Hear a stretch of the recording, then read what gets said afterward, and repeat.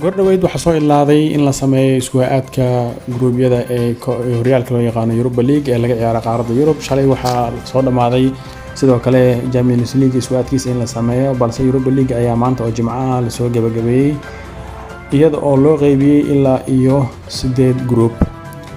maadaama xalay kooxaha kamid ah Europa League ay ciyaarayeen sida West Ham oo xalay 3-0 ku badisay, sida darteed ayadoo kooxaha qaar kulmo u dhiman yihiin ama kulamada loo yaqaan isla reebka lama sameyn karin wax loo yaqaano isku-aadka wareega Europa League. aan yiraahdee kooxda Arsenal ayaa waxay gashay group A, waxaana kula jira kooxo dhowr ah oo ka dhisan qaaradda Yurub sida PSV oo Holland ka dhisan, Bodo Glimt oo ka dhisan dalka Norway, iyo sidoo kale kooxda Zurich ee ka dhisan dalka Switzerland. labada naadi ee waaweyn ee Ingiriiska socda sida Arsenal iyo Man United ayaa ciyaaraya sanadkan Europa League ayagoo xiiso gaar u yeelaya. Sidoo kale waxaa ciyaari doona tababarihii hore Man United ee Chelsea soo maray, sidoo kale Inter soo maray. tababarahani oo tababara kooxda kubadda cagta ee AS Roma ayaa ciyaaraya sanadkan Europa League. sanadkii soo dhaafay wuxuu ku guuleystay koob kale ee loo yaqaano Europa Conference League.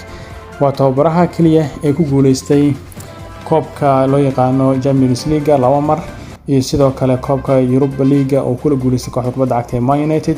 sidoo kale sanadkii la soo dhaafay xagaag aan leeyahay xilli ciyaareedkii la soo dhaafay ayuu tababaraha Jose Mourinho Roma kula guuleystay koobka loo yaqaano Europa Conference League. waa tababaraha kaliya ee haystay 3daas koob. waqti xaadirkan aan fiirinay groupka E waxaa ku jira kooxda kubadda cagta Man United, Real Sociedad, Sheriff iyo naadiga loo yaqaano Omonia. groupkaasi Man United ayay badan tahay inay ka soo baxdo. Arsenal sidoo kale waxay badan tahay inay ka soo baxdo groupka A-na. sidoo kale kooxaha kale ee gruubyada ku jira waxaa kamid ah Lazio oo group F ku jirta, Roma oo group C ku jirta, iyo sidoo kale naadiyo kale oo ka dhisan dalka Spain sida Real Sociedad iyo Betis ayaa ciyaaraya. waxaana laga yaabaa naadiyo ka soo haray Champions League ku soo haray kaalinta 3aad ee groupkooda inay ku soo biiri doonaan Europa League. Europa League ayaa waxa laga rabaa 32 kooxood, 8 kamid ah waxay ka soo bixi doonaan Champions League oo ay ku soo hari doonaan gruubyada Champions League kaalinta 3aad. waad ku mahadsantahay daawashada muuqaalkan. fadlan like saar videoga, sidoo kalena subscribe saar channelka si aad ula socotid waxyaabaha ka cusub ciyaaraha kubadda cagta.